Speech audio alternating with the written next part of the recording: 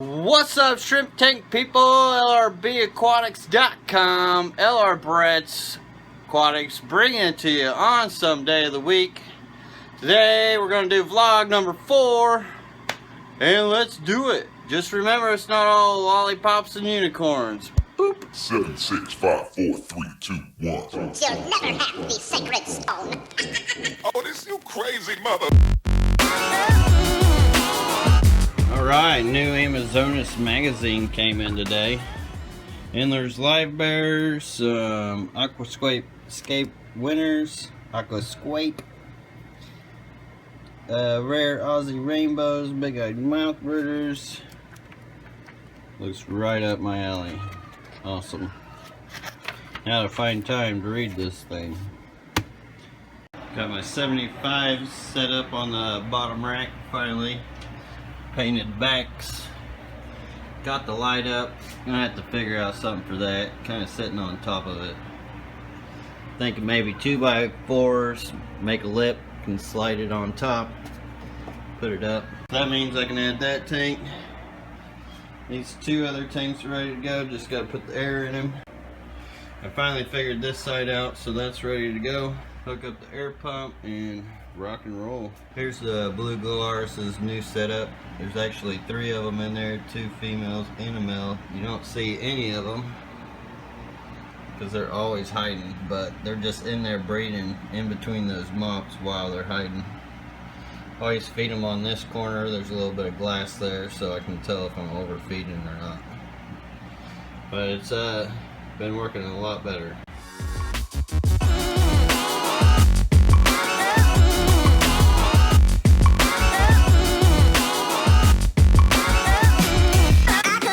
Got some more Millennium Orange Albino Rainbow Fish babies going on in the garage here. Killifish doing good. Millennium Orange Albino Rainbow Fish starting to get out of the very early stages of fry and starting to get some length to them, which is awesome. This means they're more than likely gonna live. These ones will. But there's really not much green water in here anymore. Lots of orange shrimp. Hardest part about orange shrimp is capturing them on video because of their color saturation. They'll sometimes, but you can see there's tons of them in there.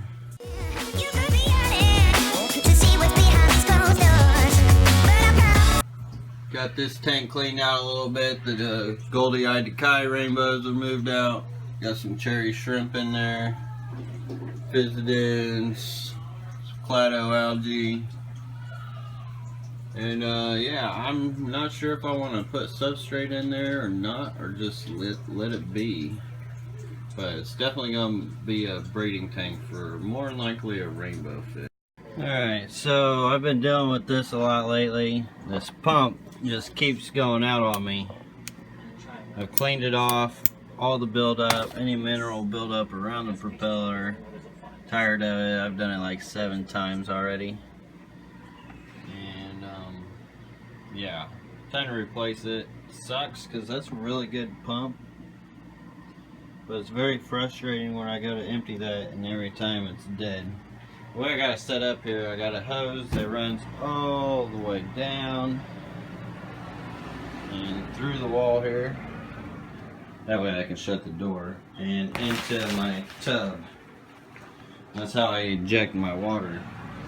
And this is for the main fish room, so there's lots of tanks in here that need their water changed. But I did get a new pump, Odessa. This, I can't remember, I think it was like 3,000 gallons per hour, around there. Watching some Sashimi Whiskey live stream. He's doing a logo for Michael's Fish Room right now. Also got my baby monitor in so I can watch my tanks, keep from flooding them. But yeah, I'm hoping that this will go on to here fairly easy. Hopefully I can unscrew that. I can't remember if I glued that in or not. We'll see. Let's trying to get this set up over here and figured out that out of all these adaptations, adapters, whatever you want to call them, it's not going to line up. So that's smaller than what it needs to be. So now I've got my drill, going to have to unscrew all that and clean out the propeller.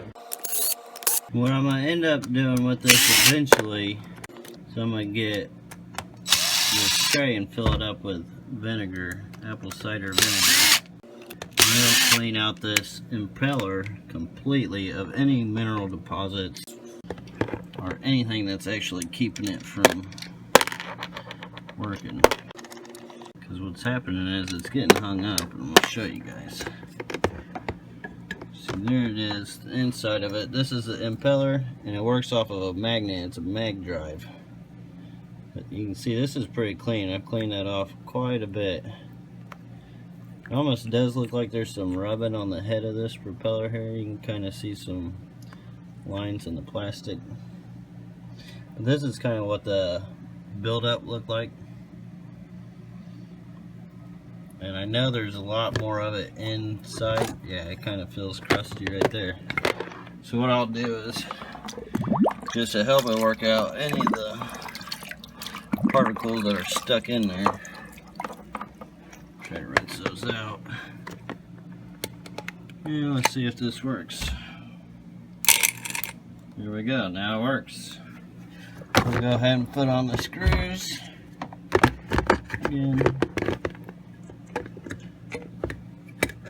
So I'm gonna need 2 hands for that, so you guys get the idea of putting on screws. Got that back on there. Still working, that's good. Stick it on here. Get my intake sponge on it. Very important. I got a lot of snail shells, plants, and debris that can get in there. This is almost its own tank in itself. Alright, we got power. Oh, there's a screw, missed a screw. Gonna have to get that back in there, but more than likely it might fail on me again, so I'll just wait on that. You can see, pumping the water out and about, and there she flows.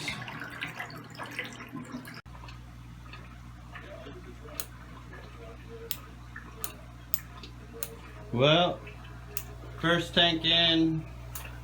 I still gotta get all these, and it's already quit working on me. Fix it again. Also gonna do a little test here. I've got my Neocaridina shrimp. You guys will have to mind my dehumidifier.